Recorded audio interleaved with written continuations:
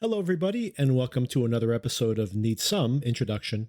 I'm your host, Victor, and in today's episode, I will be breaking down the final two episodes of the Apple TV Plus Sci-Fi Noir Sugar starring Colin Farrell, which is just wrapping up today as this episode is being published. A few quick show notes before we get into all of that. First of all, some watch recommendations for everybody who listens to the podcast. The Iron Claw, which I discussed here a few weeks back, is now available on HBO Max. Do check that film out if you've been curious to catch up with it. Earlier this week, I published a review for the new Planet of the Apes film, Kingdom of the Planet of the Apes, as well as a review of the entire series of Planet of the Apes films. And next week, similarly, I will be reviewing the entire series of Mad Max films in anticipation of next week's release of Furiosa. All those Mad Max films also available on HBO Max currently, or Max, and all the Planet of the Apes films available on Disney Plus and or Hulu. Also, if you have not yet caught up on my coverage here of the Sugar TV series, last week, or 2 weeks ago at this point, there was an episode that covered the season up until the big reveal in episode 6. The reveal when, minor spoilers here, the show is revealed to have a science fiction element to it. Now, whether that twist works, whether this series works, minor spoilers here for my opinion, I don't really think this series worked, and I'm going to be pretty critical of these final two episodes. So if you don't want to hear that negative feedback, you may want to skip the rest of this episode, but before you tune out, I do hope you come back for that Mad Max and Furiosa discussion next week. But before you go, I do have some noir sci-fi recommendations. These are films that I think do this better than this particular series, Sugar, does. And I do hope you do discover something new here in this list. I'll also be publishing these recommendations in a list on my Letterboxd, so do check the show notes if you'd like to follow me on Letterboxd and check out my lists and reviews there. Okay, I'll get some of the obvious options here out of the way pretty quickly. Number one, just past its 25th anniversary and available on Max as well as Netflix. I believe it's still available on Netflix. The entire Matrix series up until this point. There has just been an announcement that there will be another Matrix film, something that does lean more in the direction of a noir, which of course it's very easy now with the Matrix having 2 decades of history and everybody knowing the basic concept of the Matrix. I recommend you go back and watch that very first movie, really the only essential one, honestly. I hate to say I do enjoy the other Matrix films, most of them anyway. I did enjoy the most recent one, although I know that was divisive to a lot of people. But honestly, you really only need one film in this series that is really truly a classic, and that is the first one. And given that long legacy, it is easy to forget that watching that first film for the first time, even in the theater, which had only been teased as to what the premise of it was, that for the first half of the film or so, there is a big question mark. Where is this film headed? And it very much is a noir. There is a femme fatale. There is this moody, dark world that's being explored. There is a mystery. There are secret identities. There is a shadowy conspiracy before it gets more into the action and the mind-trippy elements of the concept and the series itself. So very much a noir until it isn't. Honestly, something that you could describe with this Sugar series as well. Okay, next obvious answer here, the prototype for all sci-fi noirs, the original Blade Runner. If you ever wonder why every Christopher Nolan film is basically a film noir, probably even many elements in Oppenheimer, but definitely all of his more genre-specific offerings, he makes his cast and crew watch Blade Runner before he begins any production. At least he used to. So this is the film he saw as a young person that made him want to be a filmmaker and began his interest in noir. So just for that reason, it has this long cultural tale, a very expensive project back in the day starring Harrison Ford, of course, who was Han Solo and Indiana Jones. The film wasn't a complete disaster, but given its budget and expectations, it was definitely a disappointment. But of course, it's had this long cultural afterlife. And this is primarily a film noir set in a future world. And you might as well throw in the Blade Runner 2049 sequel from a few years back, with Ryan Gosling added to the cast. Denis Villeneuve before Dune. This was a step up in his budget and in his career, really the ambitions of his films. He had made Sicario, he had made Prisoners, both noirs, basically.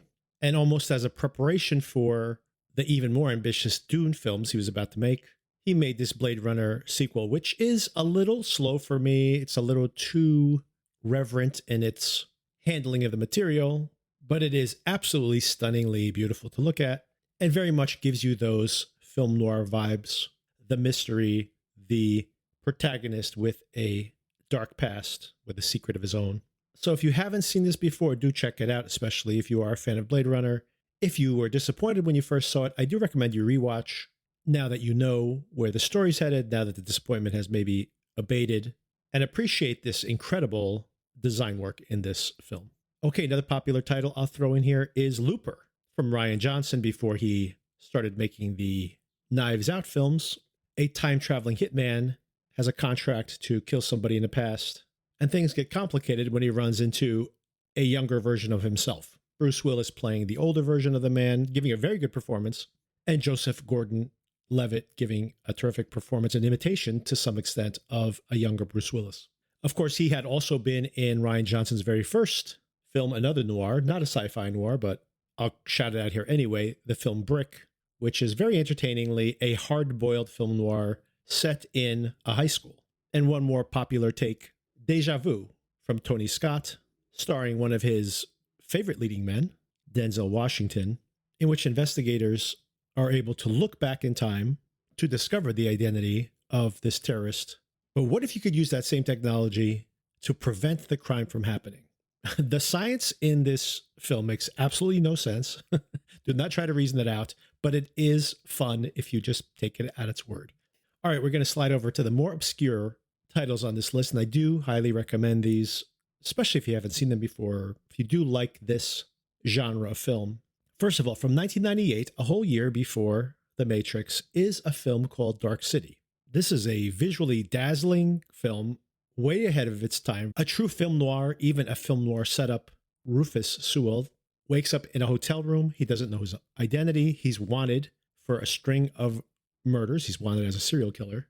And he has no memory of what's come before. So he doesn't even know if he's committed these crimes or not.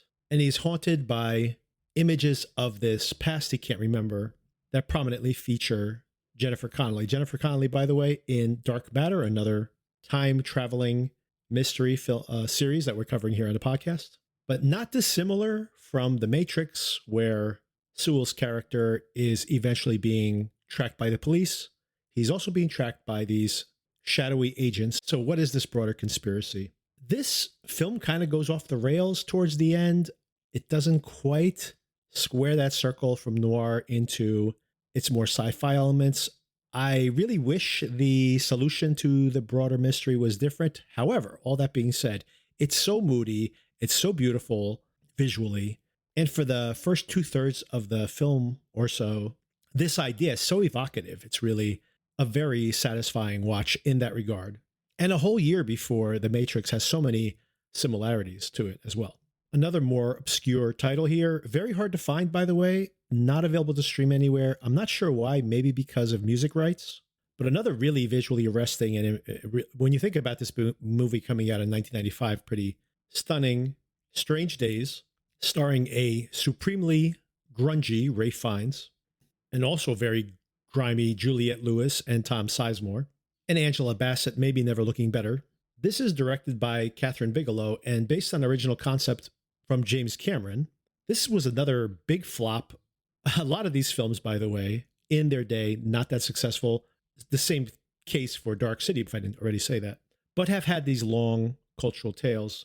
This one, I believe, if this was available to stream now, would be even more well known. But if you can track this down, you can usually find it in the DVD bin for a couple of bucks. In the future, where there's this technology where you can experience someone else's feelings and experiences by wearing this spider-like contraption on top of your head, there is a black market for people who have the experience of death recorded.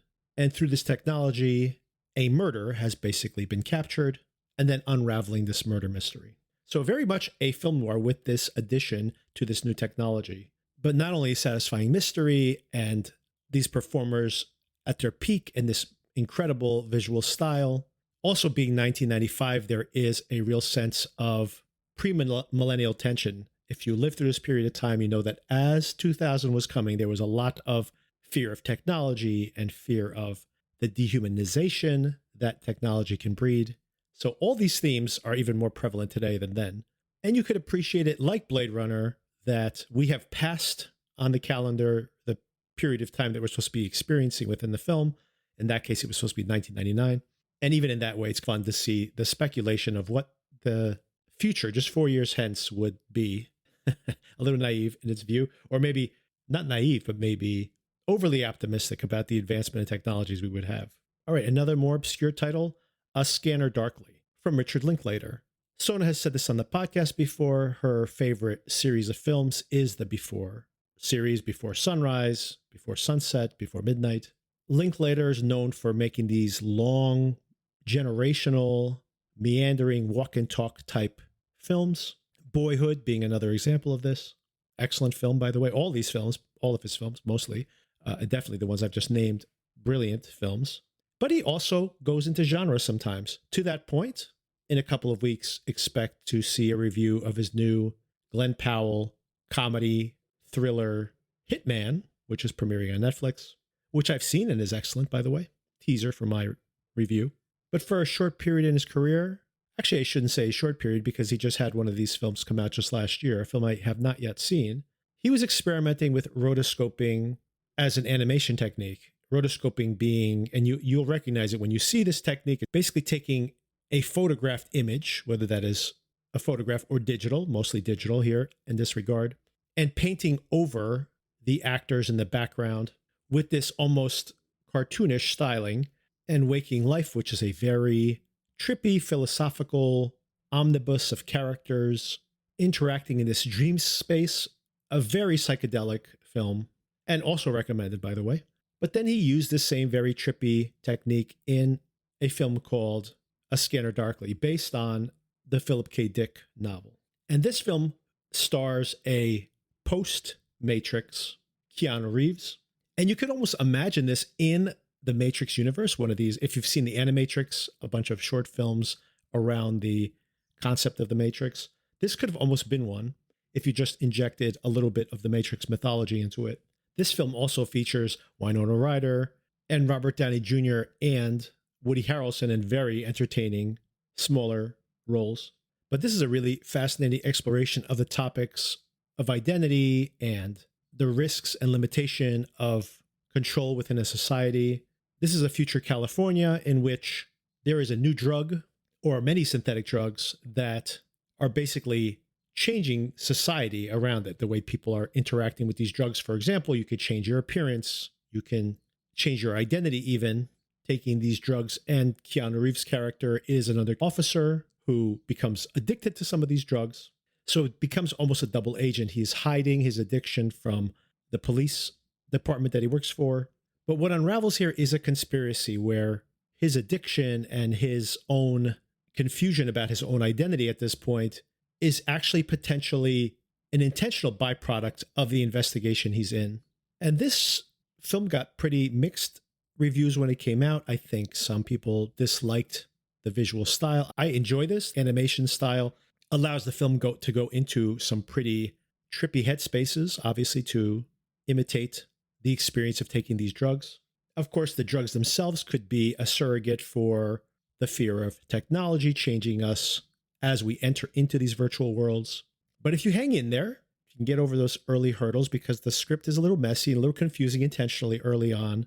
This film really sticks the landing and has a surprising emotional gut punch by the time you get to the end.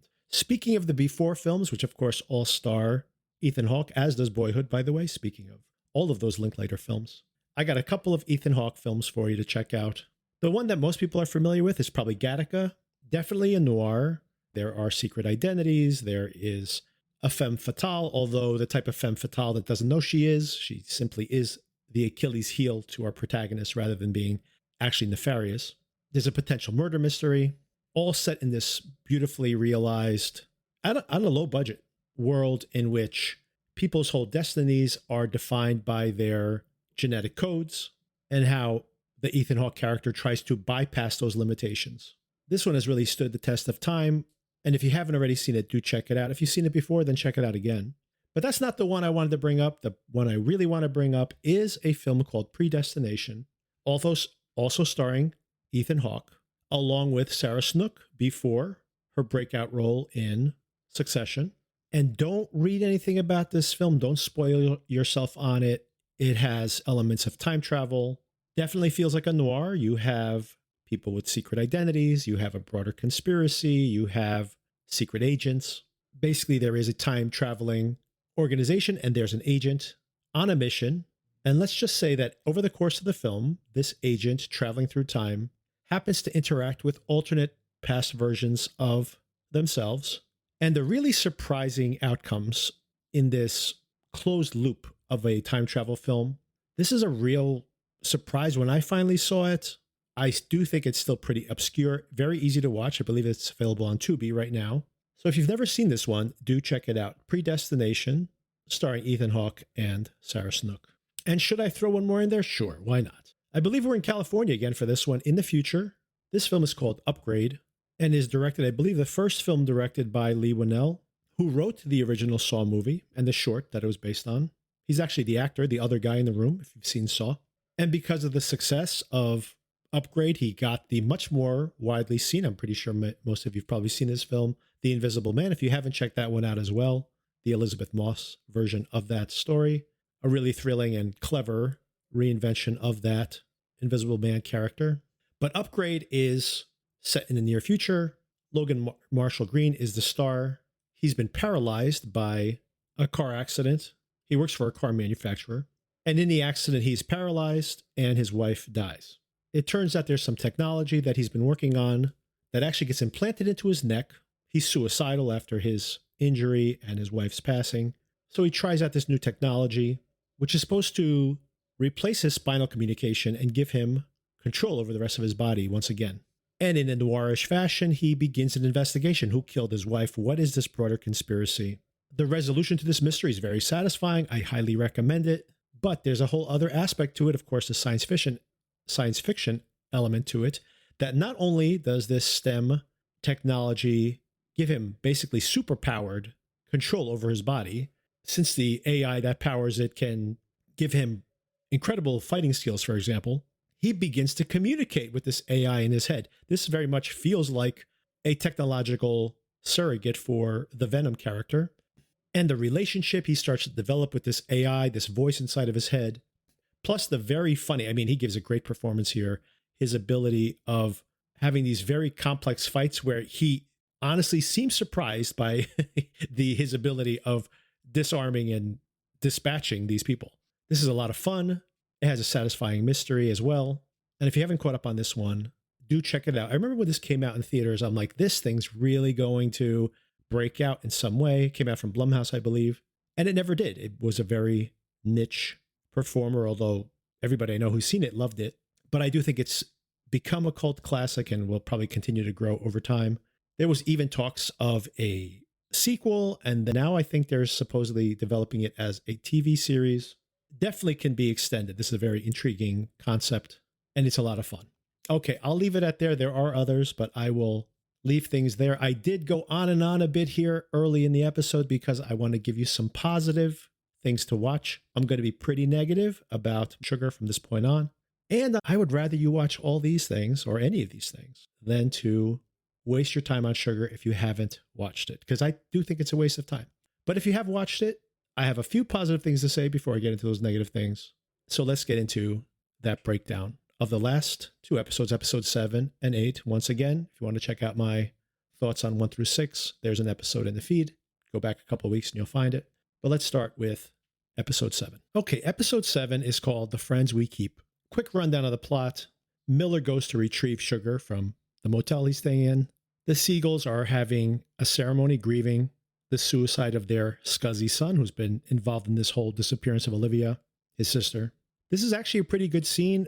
Whenever they've had these heart-to-hearts between the fathers and the sons, these have actually been pretty good and maybe speaks to what was interesting to the showrunners and creators in the original material. And yet, obviously, the focus of the plot has not been this family.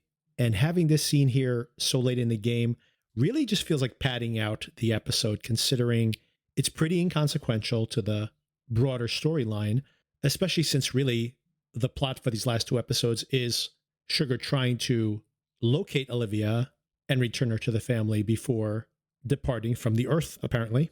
Of course, if you haven't seen episodes 1 through 6, this is immediately after the reveal that Sugar is actually a space alien, and this organization he works for are aliens as well, apparently observing the human race. For what exact cause, nobody's really sure. Maybe they're just scientists. Miller does eventually show up at the hotel, shows off his superpowers, picking him up off the ground, Sugar off the ground, with a single hand. Melanie is shocked by this, but smashes him in the head, giving them just enough time to escape. They pull over. She needs to know. I need to know now, John, what is actually going on? How did that guy pick you up with one hand? And we have another one of these excruciating, I've been holding this secret for so long. I can't tell you. I can't tell you. I've heard this so many times in this show. I can't take it anymore. He tells her a little bit about his relationship to Miller, and she says, oh, of course, you're spies. That's why you can pick up people with one hand. All spies can do that. He suddenly thinks they're going to come after Henry next. Henry's one of these agents, these friends who actually helped him, potentially saved his life after he was stabbed back in episode 5. There's a lot of padding out of this episode and of the next, by the way, where they keep going back to the same locations. And I'm pretty sure this was a lot of reshooting here at the end, trying to come up with a way to manage the story. Maybe that's why these episode lengths have been so short. Maybe they recut these shorter episodes. I don't know if they cut things out of a longer series or took more longer episodes and cut them down into these. And it's always felt that way, like they are padding out the series. And maybe that's because this was originally pitched as a movie, I believe, back in the day. But maybe more so even at the end when they were assembling the show, they may have needed to reshoot, and maybe they just reshot in a relatively small set of locations, because that's really what it appears to be. Especially now, once again, we see him following Miller, and he ends up finding this rendezvous where Ruby and all the other agents have assembled, including Henry, who's there as well. Ruby's still telling Henry, you can't tell him, you can't tell him. And Henry says, look, we're leaving, okay? I'm going to tell him. The reveal here is that someone in the government, because of Sugar's investigation, has somehow discovered the aliens, or maybe already knew about the aliens, and is now using the Sugar investigation to blackmail them into leaving the planet so as to protect the identity of this person who has captured Olivia. And Henry warns Sugar, these are powerful people. They can destroy us at any time. How? My frustration is at an end here. Explain, how can these people kill them on Earth, kill them on their home planet? What is the real risk here? If this is a legitimate risk, that these agents have been abetting a serial killer, then honestly, let's have a philosophical discussion about saving one person's life and endangering the welfare of the whole planet, potentially, the whole species. But this is just a lot of blah, blah, blah, I have to tell you. Henry, interestingly here, what is his motivation, gives Sugar the address of this killer when he could have directed him somewhere else. So does he want to be discovered? Possibly. That may actually pay a dividend in episode 8. It turns out the guy who lives there is the senator's son. I like that the senator's campaign materials around the apartment. And he's a security guard. Is this the best his dad can do? His dad's a very powerful senator, willing to murder people to protect his son's serial killing hobby. And yet he can only get him a security guard position. This seems passive aggressive, or maybe overtly aggressive, actually. Sugar, of course, gets the upper hand on him. And the serial killer, basically knowing that he's dead to rights at this point, commits suicide. And Sugar finds Olivia in the end of the episode. Episode 8 is called Farewell. Farewell, Sugar. Farewell, terrible TV show. So he brings Olivia to Melanie, or back to the Siegel homestead. I'm not sure here. It's a little vague, but Melanie knows that she's been found. Miller gets murdered by a patrol officer. This is apparently how deep the conspiracy is. This senator, maybe in retribution for his son's death, is now killing Miller. Maybe because Miller's the only contact he knew. I would have excised this scene, by the way. You could bring Miller back in the next season if there was going to be a second season. This scene really doesn't serve any purpose. Maybe to say, hey, there's a real risk here. I'm not sure, to be honest. On the way to the escape location where all of the aliens are getting together for their final departure, Sugar decides to listen to some sort of torture CDs. That's what I like to listen to when I'm driving around. Not sure how he'd be able to hear them with the top down. That's a nitpick for sure. Maybe just blasting it so loud. Can you imagine the people stopping at intersection? What is that guy listening to? Talk about death metal. He goes to check in on Olivia at the Siegel compound. This is a very strange scene. He talks to Anna Gunn, 2-time Emmy-winning Anna Gunn. Poor Anna Gunn. This is what she's been recruited to do here at Apple. She goes from blaming Sugar for her son's suicide to then crying in appreciation when he says, you know what, he was a good actor. And she's like, thank you. Thank you, Sugar. Granddaddy Siegel offers him a job being head of security. And he says, it's a pretty lush job. You basically just have to drive around famous people. Okay, I'm going to pause here for a second because as I'm watching this, I'm thinking, and listen to my episode 1 through 6 recap. I have another version of this plot that I think would have worked. Setting it as Cold War parallel would have been pretty interesting, I think, rather than setting it in contemporary times. But yet another possible interesting concept here within the series. All of this season of show could really be thrown away, and you could have a season 2 of the show really beginning at this moment. He is the security guard for Siegel Sr. He does have these interactions with all these famous people. He becomes like a noir fixer, like we've seen in many other Hollywood set noirs. But he has this secret identity as well. There could be some government conspiracy if you want to incorporate that. The backstory, even the backstory that they're after him for a particular reason, could be done in flashback. We could discover over time he's after somebody else. There's an alien serial killer out there. The opposite of this benevolent observe and report, there's this more toxic observer. All of this could be done in flashbacks, filling in those gaps. Regardless, in this version of the story, he turns down the job offer, does return the photographs that he found, just closing the loop on that red herring. It turns out he was just fixated on his ex-wife, had this other woman dress as her. She was erratic. It was just a car accident. There was no broader conspiracy there. This is here just to resolve the plot, basically.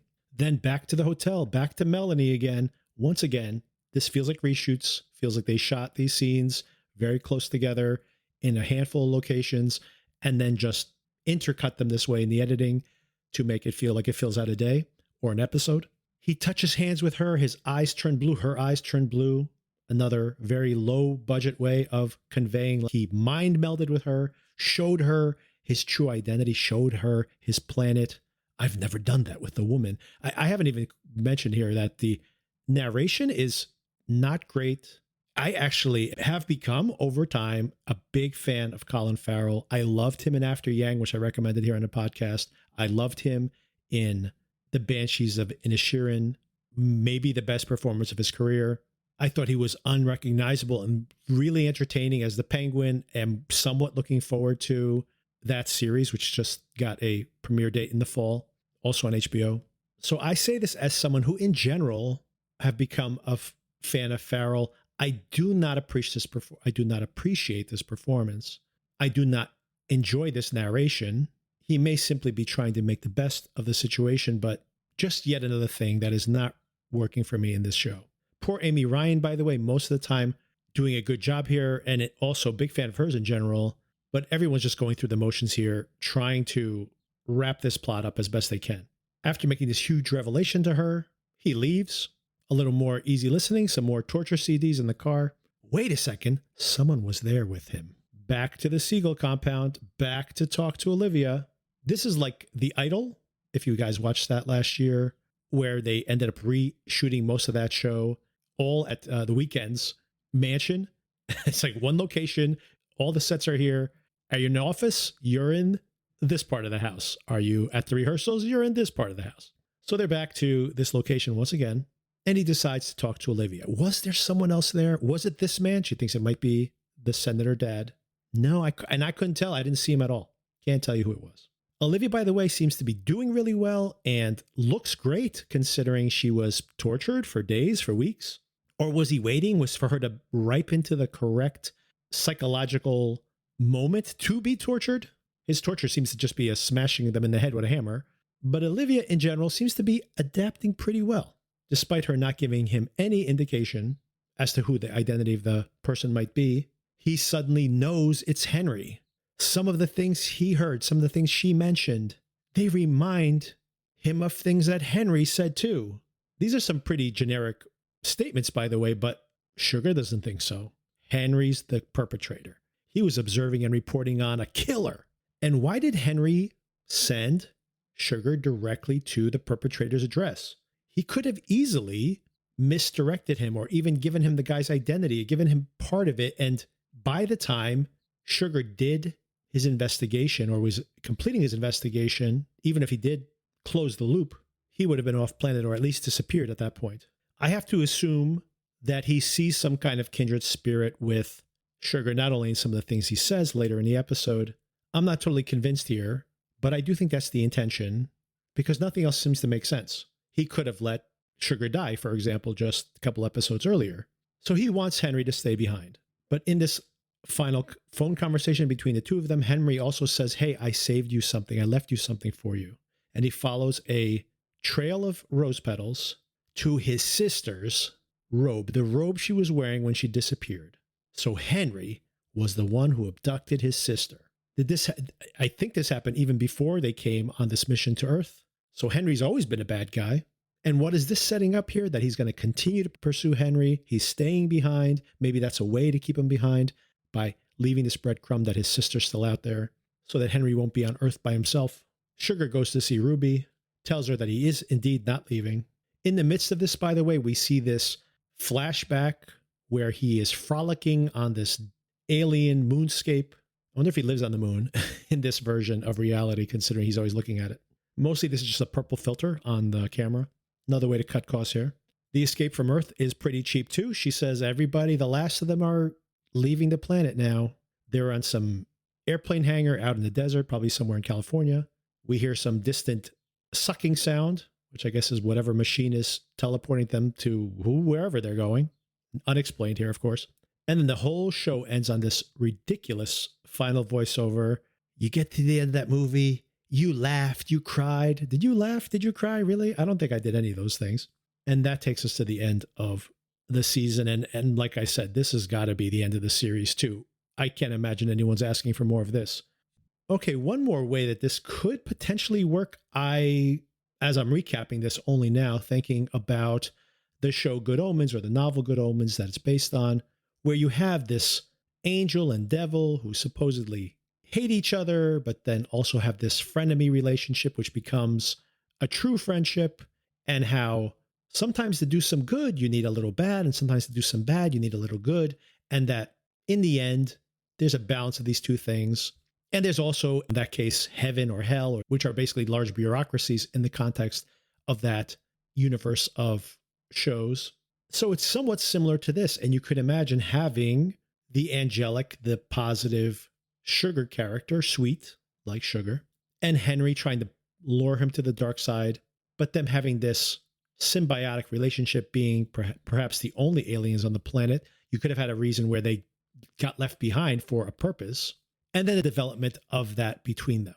Honestly, all of that philosophical discourse, I don't think the show is really interested in any of those things. And yet it just was not a good watch. By the way, no one's trying to make a bad show. I do understand this. I don't want to just bag on a show because it's as if they were trying to make a disappointing show. If anything, it begs the question as to maybe we have too much content now, right? You have really talented people, Colin Farrell making a TV show. You have a lot of money coming from Apple, I'm sure. Many of these cast members are elite actors. And then they try to make this show. And I'm sure when they assembled it, they were disappointed themselves with what they had come up with. And they probably did reshoots. This last episode must have had reshoots. There's no other explanation for some of the decisions here. And they were just trying to fix things as best they can. So I don't just want to make fun of it for failing. Everyone's trying to do a good job, obviously. But maybe in the future, do the full breakdown. Think about it from episode to episode. Tell a story. Tell a story that in an individual episode is compelling to watch. this is a huge problem, I think, with so many of these series, especially these Apple sci-fi series, which they are keep churning out. You could make fun of the final season of Game of Thrones, for example, but when you look at that show deep into its run, season 4, season 5, each one of those individual episodes have a beginning, a middle, and end, a philosophical question that they're wrestling with, some level of character development. How many episodes in this short season of TV were simply there to further the plot, and the interactions between some of these key players were completely redundant? 5 minutes of saying, I can't tell you, I can't tell you, I can't tell you. And that's 5 minutes of the episode. And then they interact again the next episode. And that 3-minute interaction the next episode is, I can't tell you, I can't tell you, I can't tell you. I'm like, okay, I get it. These things have to be compelling on an episode to episode basis. And it can't just be a concept. You can have a movie that just has a plot twist at the end. Fine, you can do that. You can't do that with a series of TV. Anyway, that's my advice from someone who doesn't do this professionally. If you enjoyed the show, please do drop me an email. I would love to hear a more positive read on this. Do you want to see a season 2? Can you see an outline for a season 2? What are the questions that you want answered in that next season of TV? I'd love to hear from you. needssomeintroduction@gmail.com. If you didn't have a chance to write down all those recommendations I gave you at the top of the episode, go to my Letterboxd, linked in the show notes. I'll have a list there with all of those recommendations and some mini reviews as well. And maybe some more. I have a lot. My list was very long, so maybe I'll throw a couple more in there. And of course, on the pod, I will be spending next week rewatching the Mad Max films. I'll have an overview of that series of films, all leading up to Furiosa. Very much looking forward to that film, which is coming out next week. Speaking of science fiction shows on Apple TV Plus, I'm still watching Dark Matter. Also, about halfway through the book. I'm actually ahead of the series, so I'm probably going to take a break from the book until I catch up again. And later in the month, I'll be back to discuss that series and book in greater detail. All right, sorry about the negative take, but I do hope you appreciated some of that. And I hope it wasn't too sarcastic. And if you somehow haven't watched this, watch something else. Dune 2 is coming out on HBO Max this upcoming week. Watch the two films together. That is a very satisfying mythology. All right, everybody. Thanks for listening. I'll talk to you soon.